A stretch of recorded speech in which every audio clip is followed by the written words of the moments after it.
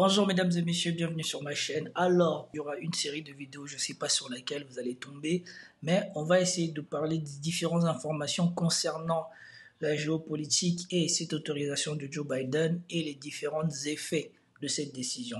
Commentez, likez, partagez pour me soutenir et soutenir la chaîne. Sans plus tarder, nous passons en vidéo. Donc, après l'annonce informelle que Joe Biden avait autorisé l'Ukraine à frapper en profondeur dans la Russie avec les missiles américains, Joe Biden a donc fini par changer d'avis. Selon un responsable américain, il vient tout juste de donner son feu vert à Kiev pour utiliser des missiles à longue portée contre la Russie. Nous avons eu une réaction de Vladimir Poutine qui était celle-ci. Elle a été faite quelques heures après la publication et j'insiste sur le mot informel. Ça aura son importance plus tard parce qu'on n'a pas de publication officielle ni de la Maison Blanche ni du Pentagone. Le président russe Vladimir Poutine a abaissé mardi le seuil d'utilisation des armes nucléaires. Selon cette nouvelle doctrine, toute attaque contre la Russie par une nation soutenue par une puissance nucléaire sera considérée comme une attaque conjointe par le Kremlin. Cette nouvelle fait suite à la décision de Joe Biden d'autoriser l'Ukraine à frapper des cibles à l'intérieur de la Russie avec des missiles américains à longue portée. Ce revirement du président américain sortant aurait été en partie motivé par le déploiement de plusieurs milliers de soldats nord-coréens dans la région de Koursk, aux côtés des forces russes. Cette révision de la doctrine nucléaire du Kremlin intervient exactement 1000 jours après le début de l'invasion russe en Ukraine en février 2022. En agitant ainsi la menace d'une riposte nucléaire, Vladimir Poutine montre sa volonté de forcer l'Occident à reculer, alors que Moscou poursuit son offensive en Ukraine. Ces derniers jours, de nouvelles frappes massives ont tué des dizaines de personnes et gravement endommagé le réseau électrique ukrainien à l'approche de l'hiver. Et donc, dans cette première publication, nous apprenons que Vladimir Poutine a baissé le seuil de la doctrine nucléaire russe et ce tour-ci, ils incluaient le fait qu'ils se donnent l'autorisation ou non de riposter de façon nucléaire à l'attaque d'une nation soutenue par une nation nucléaire. Bien avant ça, il avait prévenu que si jamais ça se passait, les gens qui autoriseraient l'Ukraine à frapper leur territoire avec ces missiles seraient considérés comme des complices ou des co-belligérants qui rentreraient en guerre avec la Russie. Il ne s'agit pas de savoir s'il faut ou non autoriser le régime ukrainien à frapper la Russie avec ses armes. Il s'agit de décider si les pays de l'OTAN sont directement impliqués dans le conflit militaire ou non. Si cette décision est prise, cela ne signifiera rien de moins que la participation directe des pays de l'OTAN, les États-Unis, les pays européens, à la guerre en Ukraine. Si c'est le cas, alors en tenant compte du changement de la nature du conflit, nous prendrons les décisions appropriées en fonction des menaces auxquelles nous serons confrontés. Et donc ici, il vient d'abaisser le seuil nucléaire parce que l'Ukraine n'a pas d'armes nucléaires. Et donc, il vient inclure le fait que même si l'attaque de l'Ukraine n'est pas nucléaire, si jamais l'Ukraine attaque de façon significative la Russie et qu'elle est soutenue par des pays qui ont l'arme nucléaire, ça leur donne l'autorisation d'envisager d'utiliser cette riposte-là. Et donc, ici, vous avez la rhétorique habituelle. On essaye de faire dire à Poutine ce qu'il n'a pas dit. Il n'a pas dit que c'était automatique et il a toujours dit ils prendront les mesures appropriées en fonction de ce qu'ils ont en face. Donc, c'est en fonction des dégâts qu'ils vont subir et des armes qui seront utilisées chez eux. Bien évidemment, les Occidentaux, pour leur population, parce qu'il n'y a plus personne qui les croit, veulent faire croire au monde que Vladimir Poutine va ou a décidé de menacer les Européens avec l'arme atomique. Non. Ce qu'il leur fait comprendre, c'est que nous l'avons. Et les conditions pour l'utiliser, c'est ça. Mais ces conditions n'ont jamais été celles qu'eux, ils interprètent.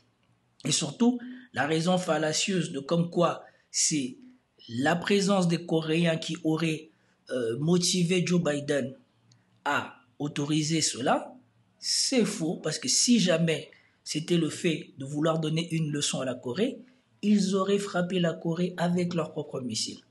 Or ici, non, on dit qu'on utilise ça pour soi-disant pour dissuader la Corée de porter main forte à la Russie. Mais comme nous allons le voir, la toute première utilisation de ces missiles par les Ukrainiens n'a pas concerné l'endroit où se trouvent soi-disant les Coréens, comme nous le voyons dans cette vidéo. Les Ukrainiens seraient donc déjà passés à l'action 24 heures après le feu vert américain. Ils auraient lancé 6 missiles ATACMS. Selon les Russes, la cible est un site militaire de la région frontalière de Bryansk. L'information pour l'instant n'est donnée que par les agences russes et par Lavrov, le chef de la diplomatie russe, qui estime que ces frappes sont menées avec les Américains. Gulliver Krag, vous êtes en direct de Kiev. Bonjour à vous. Est-ce que vous avez des informations sur ce que disent les Russes ? Sur ce que disent les Russes, je n'ai pas d'informations, mais je peux vous dire que les renseignements militaires ukrainiens ont confirmé de manière pas entièrement officielle, puisque c'est une source non identifiée citée dans les médias ukrainiens, mais je sais que d'autres collègues étrangers de la presse occidentale ont aussi parlé à des sources dans les renseignements militaires ukrainiens qui ont bel et bien confirmé que c'était une frappe en utilisant un ATACMS, donc ces fameux missiles américains dont l'Ukraine vient de recevoir l'autorisation de les utiliser pour des frappes en Russie sur le territoire de la région de Bryansk. En Russie, c'est à environ 130 km de la frontière ukrainienne, non loin de la capitale régionale, la ville de Bryansk. Dans notre analyse, et je pense celle des Ukrainiens, c'est toujours dans la catégorie de la défense de leur... Et à noter ici, vous avez bien vu, dès la première utilisation des attaques EMS, on est hors du cadre soi-disant où ils avaient défini l'utilisation de ces missiles. Dans les premières interprétations de la décision non officielle de Joe Biden, on disait que l'utilisation de ces missiles serait circonscrite à Kursk. En revanche, même si personne en dehors du camp de Donald Trump ne le formule clairement, il y a une vraie interrogation quant aux conséquences de frappes ukrainiennes dans la profondeur du territoire russe. Ce sur quoi on semble s'accorder, c'est sur une utilisation de ces armes sur le champ de bataille de Kursk, visiblement, et toujours dans la perspective de négociations, encore une fois. Dans cette première partie où Gulliver Krag est en train de parler, pour l'instant, on vous dit que la cible utilisée n'est pas à Kursk. Écoutez bien, puisque derrière, il va essayer de justifier cette première utilisation d'attaque EMS, déjà hors du cadre soi-disant défini par les Américains. Tout a une importance parce qu'on va voir que même aux États-Unis, cela a une importance. Et on va aussi voir que ce n'est pas tout à fait par hasard si, jusqu'à maintenant, nous n'avons aucune communication officielle ni de la Maison-Blanche ni du Pentagone au sujet de cette autorisation. Leur petite enclave, la partie de la région de Kursk qu'ils occupent, les Ukrainiens, parce que même si cette frappe visait la région de Bryansk, ça visait les opérations russes visant à reconquérir cette partie de la région de Kursk, donc ça reste dans la même direction militaire et comme cela, ils considèrent qu'ils ne sont pas en violation des recommandations des États-Unis. Voilà. Donc, ils frappent plus loin que ce qu'on leur avait demandé de faire, ou c'est que on nous a laissé attendre et ils disent que c'est justifié parce que nous avons frappé ceux qui allaient venir à Kursk. La bataille n'est pas à Kursk. À Kursk, ce n'est pas là qu'ils subissent les dégâts, mais ils ont décidé de frapper derrière Kursk dans une autre zone. Et ils le justifient, eux, à leur manière. Tout aura une conséquence pour la suite. Le plus important à retenir pour cette vidéo, c'était que dès les premières utilisations des armes occidentaux, dès l'autorisation des Américains d'utiliser ces armes sur le territoire russe, on est déjà sorti du cadre que les Américains avaient défini. Ensuite, on va revenir pour voir la réaction de Sergueï Lavrov. Parce que si vous suivez les informations des médias occidentaux, ils ne reprennent pas le communiqué de Lavrov parce qu'apparemment c'était une conférence de presse sous cette forme-là où on pouvait l'attendre développer longuement ce qu'ils pensaient. Ils ont juste pris des petits bouts pour interpréter les choses à leur manière. Je pense notamment à LCI, je n'ai pas regardé BFM ni CNews, parce que pour moi, là-bas, la plupart du temps, l'information n'est pas pertinente. Et donc, écoutons quelle a été la réaction de Lavrov à l'annonce de l'autorisation et surtout aux premières frappes ukrainiennes avec les attaques MS sur le territoire russe. Nous avons lu ce que le New York Times a publié à ce sujet. Il n'y a toujours pas de confirmation de la Maison-Blanche, du Pentagone. Mais voilà.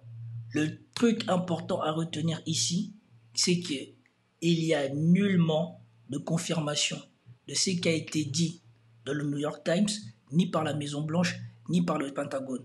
Et nous verrons après pourquoi. Parce que et les gens du Pentagone et les gens de l'administration Biden se protègent par rapport aux conséquences de cette autorisation. Si jamais les choses devaient s'escalader de manière importante, comme il n'y a rien d'officiel, ils pourront toujours nier avoir laissé ou avoir autorisé les Ukrainiens à faire ce qu'ils ont fait. Parce qu'on va voir que les conséquences commencent déjà à se faire sentir. Mais nous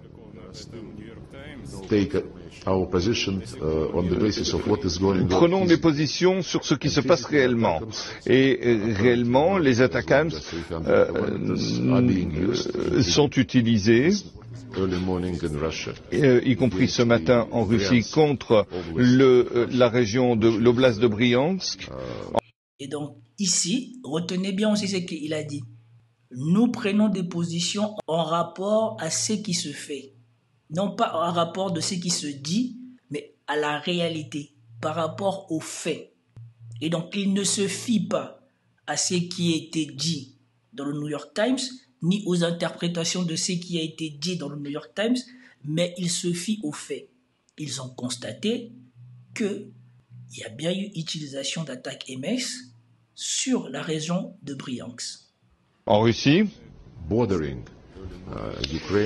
qui est à la frontière ukrainienne, et nous croyons comprendre que c'est ce qui se passe. Donc toute modification d'une utilisation de ces missiles ne peut pas être utilisée sans les Américains, y compris la programmation et le ciblage.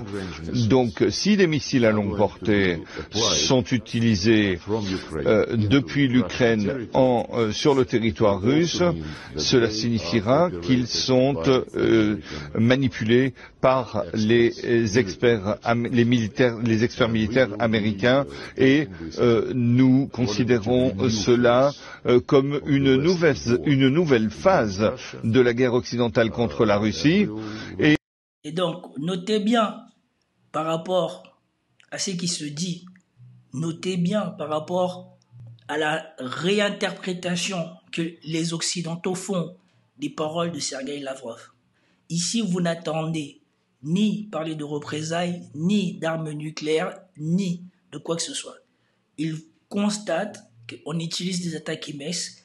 Ils savent par la rétro-ingénierie que les équipements nécessaires pour effectuer des tirs d'attaque MS, l'Ukraine n'en dispose pas. Comme avait dit Vladimir Poutine, il faut des informations que l'Ukraine ne dispose pas et dont elle ne peut pas disposer.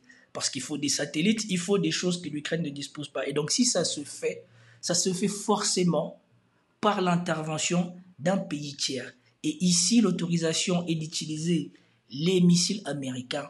Donc nécessairement, ce sont les Américains qui fournissent l'intelligence ou alors la logistique nécessaire pour que cela se fasse. Et nous réagirons en conséquence. Maintenant, s'agissant de la position de Trump sur l'Ukraine, je ne peux pas deviner ce qu'il a dit. Il est le président apparemment de la paix et pas le président de la guerre. Et donc vous avez attendu, certainement qu'on lui avait posé la question par rapport à la position de Donald Trump. Il a dit que lui, il ne peut pas commenter la position de Trump parce que Trump, pour l'instant, n'a rien dit.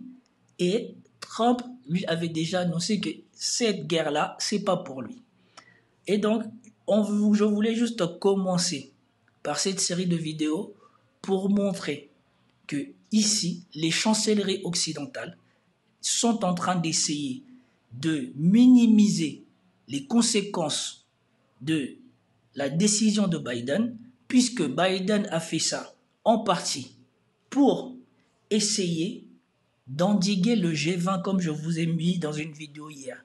Le G20 qui se tenait, c'était le dernier G20 de Biden.